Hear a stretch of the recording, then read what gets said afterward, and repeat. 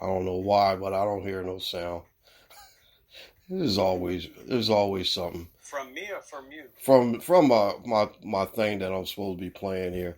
I don't know why, but anyway. Hello, sports fans, and welcome to the Guru Talking Sports podcast. This is episode 51, and believe me, I am very excited because I have a special guest with me today. Now, my special guest is a hip hop pioneer, one of the original members of the rap group, the Mean Machine, a groundbreaking innovator who is credited with the first ever bilingual rap in history. And it is my pleasure right now to introduce to you Mr. Danny Garcia. Danny Garcia. Rivera. I'm sorry, Danny Rivera. I apologize. I'm so nervous.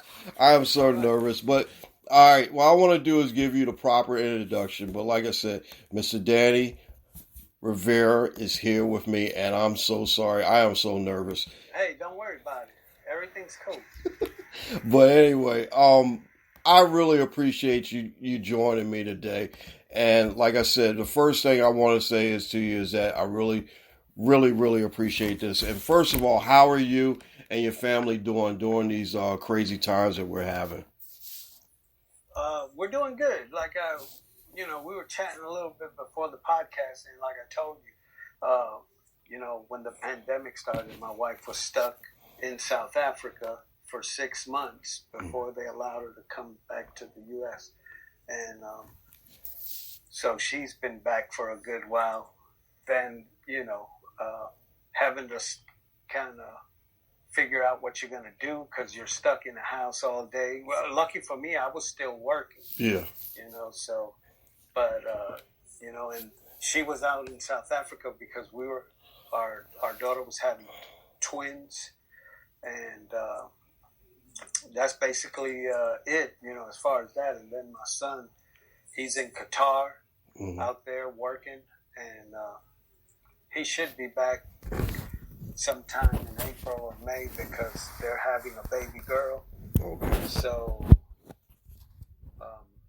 and as far as me, I'm doing good. That's good. That's good. Blessed that none of us have gotten any COVID or anything. That's good. That's excellent.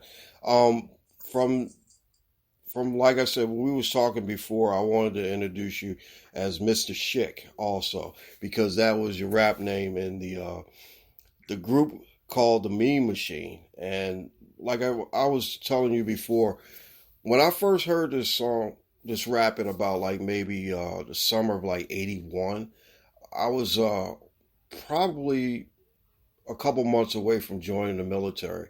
But when I heard the rap, I was like, man, I was so impressed by it. And like I said, the rap was just so fluent and so great. But it's also the first bilingual rap. And I wanted you to know that you are a pioneer, and basically, like we were saying, you open a lot of doors for a lot of people. And I really, I wanted to give you guys some credit because, like we were saying before, it seems as though that the newer generation don't know the innovators and the pioneers and the people that were, responsible for the beginning of all of this. And like I said, I wanted to ask you, how did you guys get started? How did the group get formed? Well, the story, you got time? Because I got time. We got 45 hard to minutes. Shorten the story. Okay, no problem. But I had no intentions of being an MC. Okay. That wasn't in my radar because I was so focused on graffiti, and or back then we didn't call it graffiti, writing. Yeah. So, I did that for almost 10 years. Mm-hmm. And my parents, we lived in the Bronx. We were there before this so-called hip-hop, what people know as hip-hop today. Mm-hmm. We were there before it started.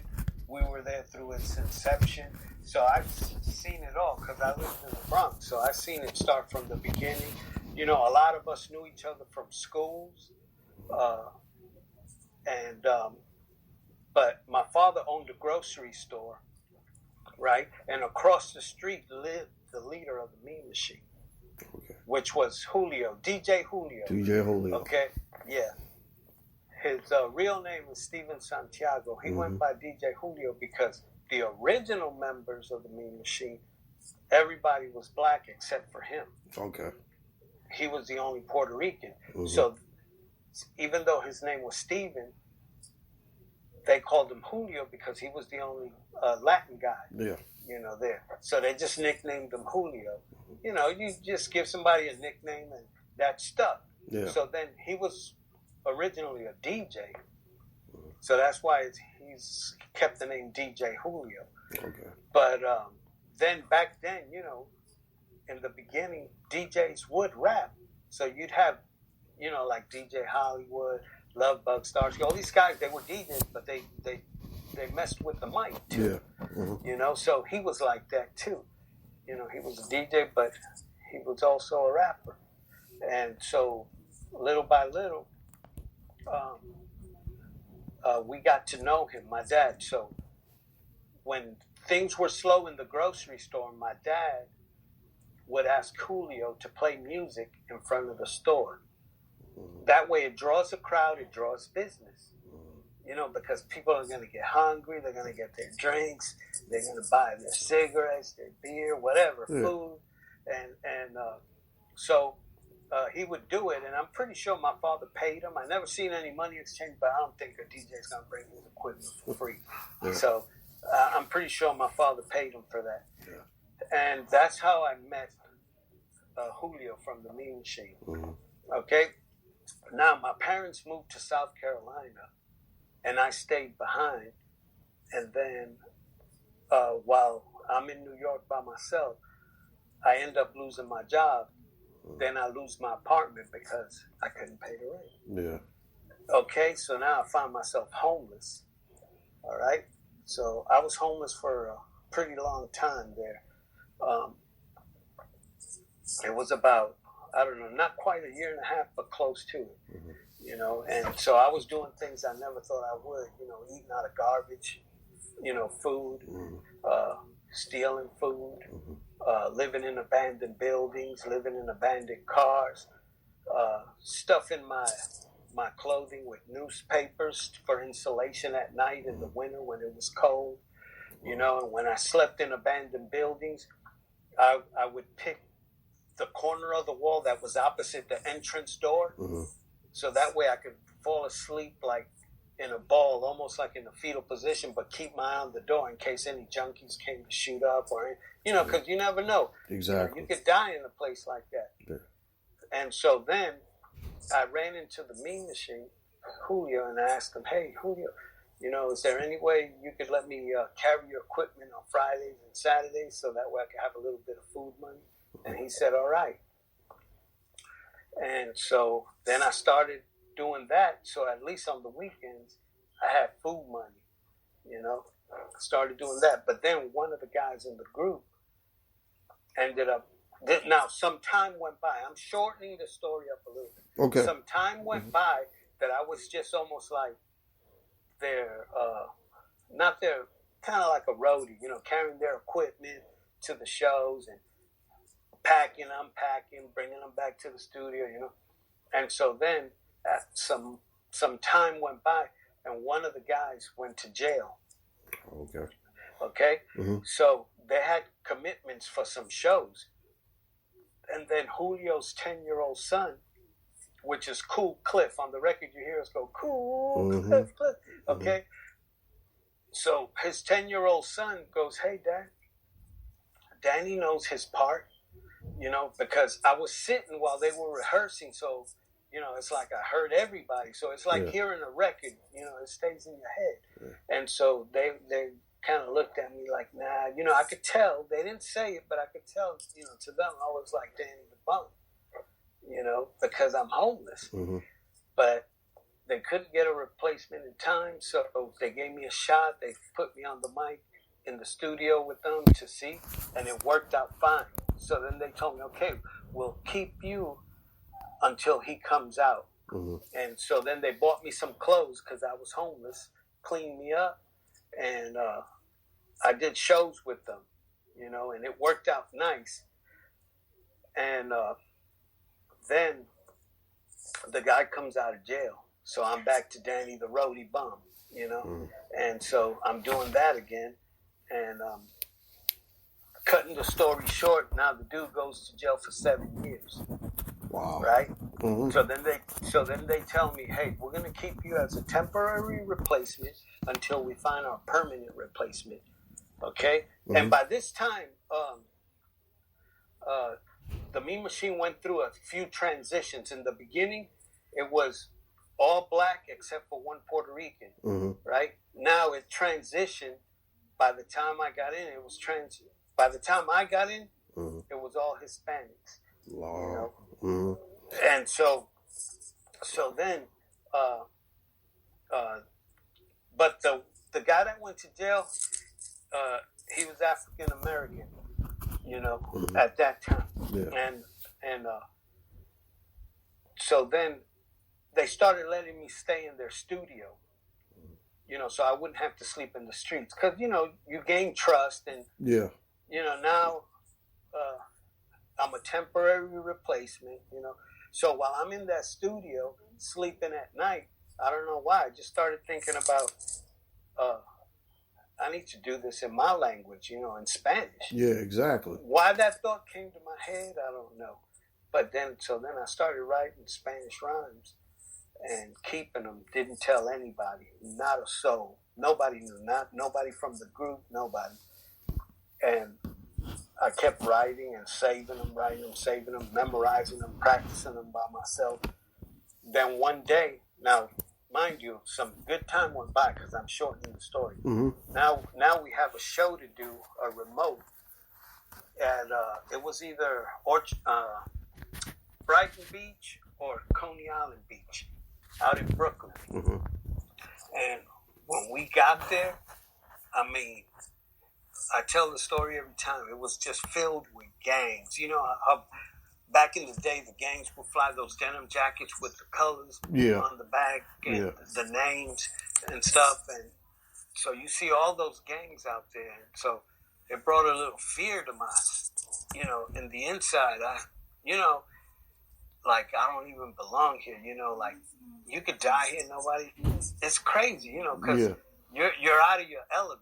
Yeah. Like if I was in the Bronx, I wouldn't worry if there was gang members everywhere or whatever, because if there's any shooting or anything goes down, you know exactly where to run or where to duck or whatever. But out there, that's not my territory, so I could be running into enemy's camp. Yeah, exactly, exactly. But anyway, and all these faces are looking mean, but the crowd was about predominantly half black, half Hispanics. Mm-hmm. And it seemed like thousands of them. And so when it was our turn to perform, they put us up on the stage platform that was pretty high, so everybody could see you, and you could see everybody. It just looked like a sea of people. Wow. And so I thought, man, this is where I'm going to do my Spanish rap, because it was like 50-50, 50% Hispanics, 50% black. Mm-hmm. This is where I'm going to do it. But I didn't tell Julio, and I didn't tell Jimmy Mack or the DJ. So we're up on stage. And the show starts. Jimmy does his thing. Julio does his thing. Then all of a sudden it's my turn. I do my thing. And when I open my mouth, Spanish lyrics come out. And Julio and Jimmy looked at me like, we're going to kill you. But I'm cleaning it up. Yeah. They're throwing, you can. I can imagine. But at the same time that they did that, simultaneously the crowd roared. They roared so loud, it sounded like thunder. Wow. And so once the show was over, we stepped down off the stage, and the people, all those gang members that I looked at first with a little fear in my heart, they were like hugging me, giving me high fives, because it was almost like, now we got a representative. Yeah. And so it was a pretty cool experience. And ever since that night, they tell me, you're no longer a temporary replacement. They made me a permanent replacement. And so from that day forward, I was an official member. Wow. And we incorporated Spanish rap in all our shows after that. That is a one great story. I don't, it didn't matter if it took, uh, 45 to 20, however time. That was an amazing story. And believe me, the first Spanish rap that ever hit the airways when I heard this was I was like, man, and believe me, I knew a little bit of Spanish. I'm not going to say that I'm really, very fluent exactly because I did play a little baseball in Mexico, and believe me, I couldn't, I just said see to everything. But Yeah, yeah. but the thing about it is that it opened. What you did was basically open a lot of doors for, like you said, different languages to be able to represent in the rap game, and that's like I said, that's an innovator and a creator, and that was one of the biggest things that I wanted to just say to you that thank you for basically doing it because, like you said, a lot of people probably came around and say, wow, I can do this in my language. I can do this in my language. I can Right. do this in my language. And now you hear rap going on in almost every single language across the world. So, like I said, that was something else. That was a really, really awesome, awesome story. Now, I wanted to ask you, now your members, like you said, you're Mr. Schick, Jimmy Mack and Cool Cliff. I remember those names, and that was James McLean, and like you said, James McLean was Jimmy Mack. Jimmy Mack, Clifford was Clifford Santiago, Cool Cliff. exactly. Yeah, Cool Cliff, and then Julio was Steven Santiago, DJ Julio, and then our DJ was Mr. Nice. Mr. Nice, that's Jose Semprit. Yeah, I remember the name. And who is Butch Kid? Okay, Butch Kid, he is a childhood friend of Julio, Mm-hmm.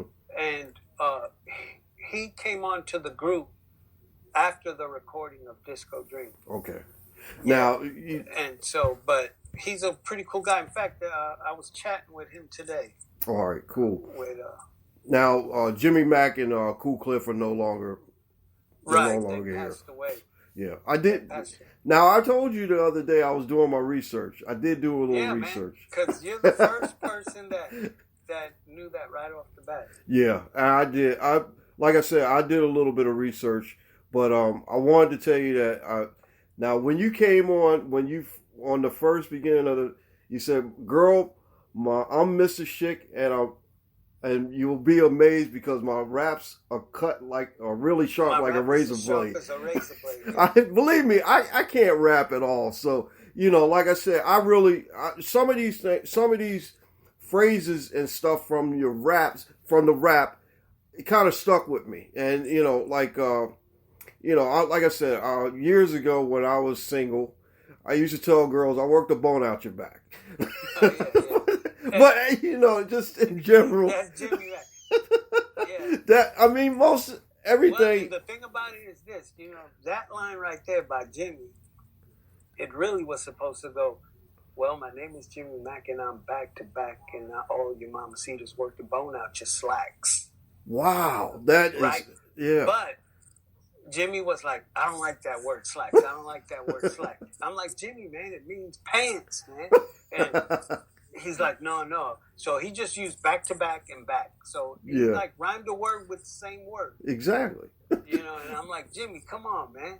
But Danny, we're dating ourselves because, like I said, I'm 58, and like I said, I really, really, I still listen to, and I try to explain to my kids that you got to remember where this all came from, and like I told them, I said I'm not really into these new groups and these new figures. I don't know. Yeah. It's like me. If you give me the Mean Machine, give me Cool Kyle Starchild, give me Furious 5, give me Grandmaster Flash, give me all the old school stuff. Yeah. I'm very comfortable with it because I know it. And I know that this is original stuff, not like this other stuff that's going on. I want to ask you, how do you feel about today's standing of hip hop? What do you think of it? Well, to be honest with you, my opinion doesn't matter to them or to anybody really, because you know, like I would be considered an old person. So it's like, it's like if you check out our parents, they weren't gonna like what we were listening to. Yeah. You know what I mean? So it doesn't make sense to me. What I call mumble rap, it doesn't make sense to me. Yeah. Why the kids like it or whatever, but they must be doing something. So I can't knock them publicly. Yeah, I understand. Privately, I can say, yeah, that's not my taste. Yeah. But I don't understand it, because that wasn't what we did this for. Yeah. For it to turn into what it is today. Exactly. But, because it's all about the violence. Yeah. It's all sexual, gang, related, or belittling the women. Yeah, degrading. Yeah, I understand. The party and the fun of it, or even like the message, just the reality of it. I don't know. It's like the record companies just keep pushing for these things to all sound the same and talk about the same. Yeah.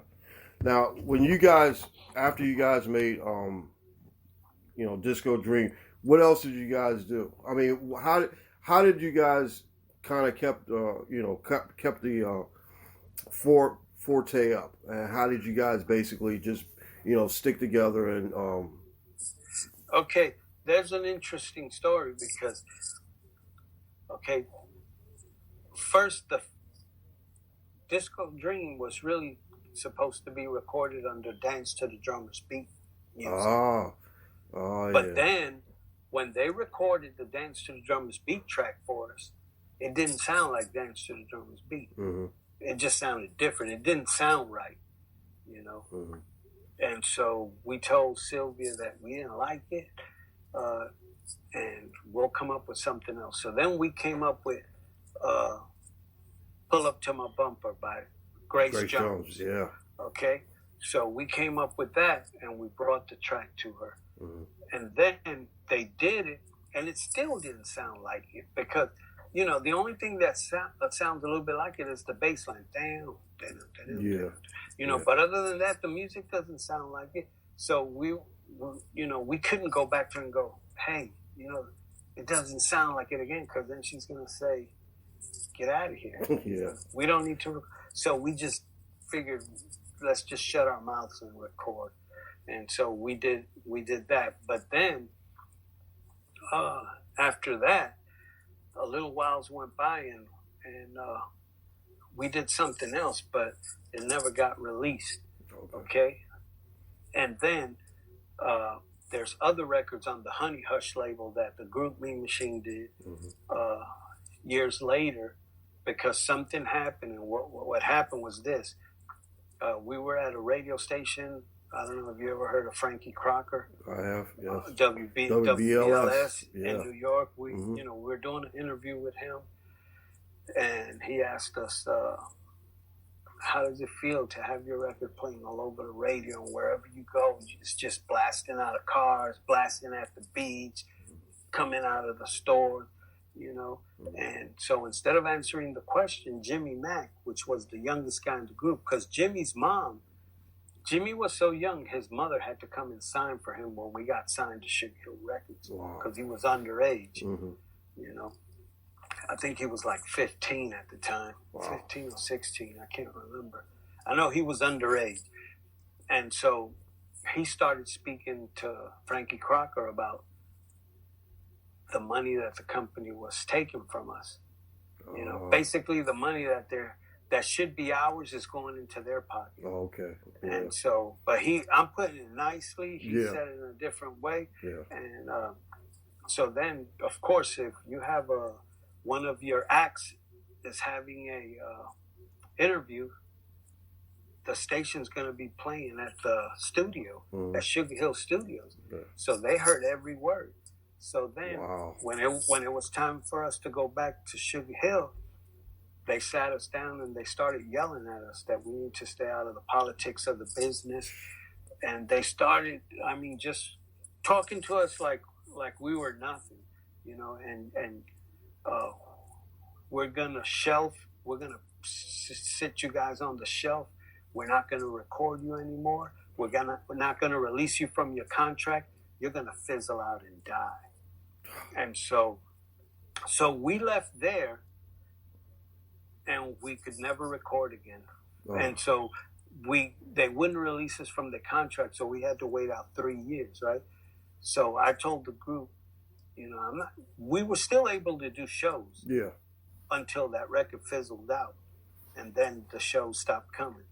But I told the guys, I'm not going to stick around here. Yeah. And so my family's in South Carolina, and I moved to South Carolina, and that's when I disappeared. Mm-hmm. So nobody knew I left, only the Mean Machine. Nobody else knew I left. So when I moved here I was, and being I was a graffiti writer before I was an MC. Mm-hmm. I got into the graphics business out here before there was computers where you did everything by hand. Yeah. So I lucked out. And so when computers came on, it was like, here's a book, learn the computer. We're doing it with computers now. So I didn't have to go to school. Yeah. Now, then after computers started really getting heavy into the graphics scene, mm-hmm. then kids would come out of college with these graphics degrees, but then, they're coming in, and then here's this guy, that never went to school for that, have to show them, exactly, even though they went to school, and exactly. So but anyway, that's how I ended up in South Carolina. Okay. And I was here for years. And then when I was here, mm-hmm. I say, about 1983, I started doing Christian rap. But nobody would record me because there was no such thing as Christian rap. Mm-hmm. And so I just kept it to myself then after that, because nobody wanted to record. That's not, that's not Christian, And so it was like years later, I don't know, about 8 or 9, maybe even 10 years later, mm-hmm. that a pastor of a church, he let me do some Christian rap for the youth. And then after that, I just did a few more in a few other churches. And I did that for a little while, but, it never turned into recordings. And then all of a sudden, there's a genre now, exactly. Christian rap. Exactly. So, you could say basically you're credited with Christian rap, and you're credited with the first bilingual rap. Yeah, in my own mind, because I can't claim that Christian one because I don't have any proof. You know what I mean? Yeah. For the bilingual rap, for Spanish lyrics, I have a record to prove it. Wow. So I never claimed the Christian one, because if somebody calls you out, you can't prove it. So it doesn't make, I know I did it when I did it, but I can't prove it, so I can't brag about it. Well, I'll tell you one thing, you should be in the Hip Hop Hall of Fame, honestly. Because from what I'm hearing right now is that you open a lot of doors for a lot of people. And, I really think that, hey, if I had something to say about it, I definitely will. I believe you should be in the Hip Hop Hall of Fame. Definitely. Hey, but check it out. So, being in South Carolina, you talk about almost 40 years of nobody knowing where I was. Wow. I'd say about 37, 38 years, nobody knowing where I was as far as in the hip hop world, mm-hmm. right? And little did I know that one of the founding members of Cypress Hill, which is Mellow Man Ace. Yeah, I remember that. So he was like a big fan of mine, and so when he first came from Cuba, he heard me, and years later, now I'm telling you what he told me, that he said, I want to be like that guy, and then it's, he got into, long story short, he got into the rap scene, mm-hmm. but he told me that everywhere he went, he always asked for me, and people wouldn't be able to tell him, wow. So he, in his interviews, when they tell him, hey, you were the first guy to do, Spanish, weren't you? Or whatever, bilingual, Spanish. And then he'd always say no. He'd always point them to me. Like, this is the guy, Mr. Schick from the Mean Machine. Yeah. Now, I did run into Mellow Man Ace years ago when I was living in California. He was a really, really good guy. I also met a couple of the guys from Cypress Hill, Sin Dog. His brother. Yeah, Sin Dog is his brother, and Be Real. Be Real. Bobo? Yeah, exactly. Yeah. Okay. And see, that's the thing. When you live out there, like I did, I met on several. Yeah, you meet a lot. Several different people, and like I said, I met the guys from a lot of guys from NWA, except for Ice Cube. But like Mellow Man Ace, and when I heard him when he first came on the scene, he was really good too. I haven't heard him in a while, and like I said, most of Cypress Hill always kept up with them because they were really, really nice guys as well. But like you said, that was an honor for him to actually say to you, "I want to rap like this guy. This is the founding father." And check it out. And we did meet in person, but this is how it happened. He had an interview with Gully TV. Uncle Tom show. Yeah. And so one of my cousins posted a clip of Mellow Man Ace and thanked him for mentioning me and giving me props. So then he saw that and asked my cousin, "Yo, you really his cousin, And long story short, asked him to give him my number. Yeah. And so my cousin called me up. "Can I give him your number?" And I said, "Yeah, give him my number." And then he called me up. And we talked, man, and he was a pretty cool guy. He was just telling me all these things. And hey, if you're ever in California, let me know. I'll drive to wherever you're at, man, because, just to thank you in person. And guess what? I told you I've been in the graphics business since I came to South Carolina. So it's been over 40 years, probably about 39. So we had a graphics job to do in California, in Palm Springs, for BMW. And so I told him, "Hey, I'm going to be in Palm Springs." "Okay, just send me the address. I'll be there." Man, sent him the address. When I was there, he came down with his son, Cazal Organism. It was nice, man. We sat down, talked for a good bit, hung out a little bit there at the house we were renting. And it was nice, man. He's a pretty cool guy. Yeah. Pretty cool. This is great. Like I said, this is great stuff to hear because, like I said before, it's just an honor because, we got to look back and we got to say, hey, we got to represent the founding fathers when we can and give them the proper respect and give them the proper, thanks for being able just to go through all the stuff that you went through. And to tell you the truth, the story that we were sitting here talking about is just remarkable because, like I said, for you right now, you're successful, and you're successful in different other ways other than rap, but you're still successful. I really appreciate appreciate that. I feel blessed because, listen. I went from being a regular person, and I say regular person, holding a job or whatever, to going being homeless, for almost a year and a half. So then all of a sudden traveling everywhere on stage, performing for people. And then all of a sudden from there back down to a regular everyday Joe, 9 to 5 again. And, but I'm blessed because even though I'm a 9 to 5 guy now, but I'm doing something I love. And when you do something you love, you're never working. Exactly. Exactly. And like I said, hey, this is really, really cool because, like, it is true. If you do something that you really love and really, enjoy doing, it's never work. It's never work. But, like I said, I really, really think that you should be considered for the Rap Hall of Fame. And like, I don't know I hope that someone can, listen to this, or somebody that can hear this and say, hey, look, you know what? He should be in the Rap Hall of Fame. Put him in the Rap Hall of Fame. He earned it. He earned it. And I'm not going to say the word deserve. Remember when we said talking about deserve? But like I said, only thing I deserve is a butt whooping, right? No, I'm not gonna stop. No, yeah, that's the joke between me and you. Yeah.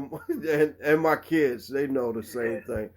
But I really, like I said, I really enjoy this or sitting down having this conversation. I don't do interviews, and we've said that before. We don't do interviews. We basically have good conversations, and like.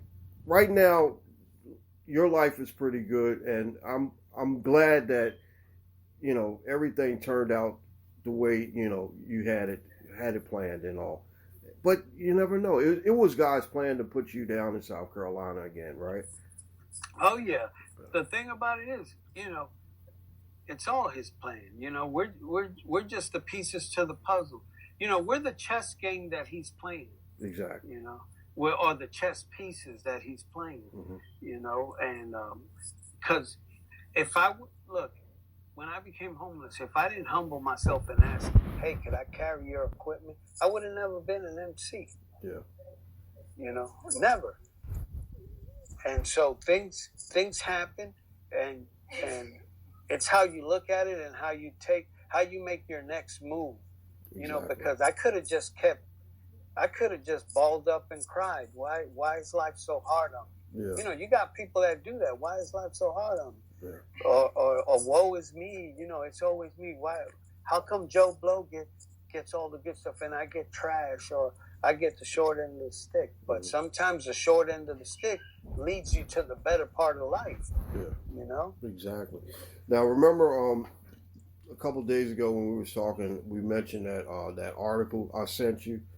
Oh yeah, that was, and like I said, from me reading that, I read an article about Mr. Rivera that someone that was talking, crap, and basically the way you handled it was the perfect way, and like I said, and just not really knowing you, but from reading what I've read, it was awesome. I thank you for because haters are going to hate on you. And people are going to say crap to try to, kind of bait you into it. But, like I said, from the way you handled it was perfect. And like I said, you have my respect. Definitely have my respect for it. Thanks, man. Yeah. And guys like that, it doesn't make sense for me to just argue with them or debate them or whatever. Yeah. I just try to answer anything the best way I could.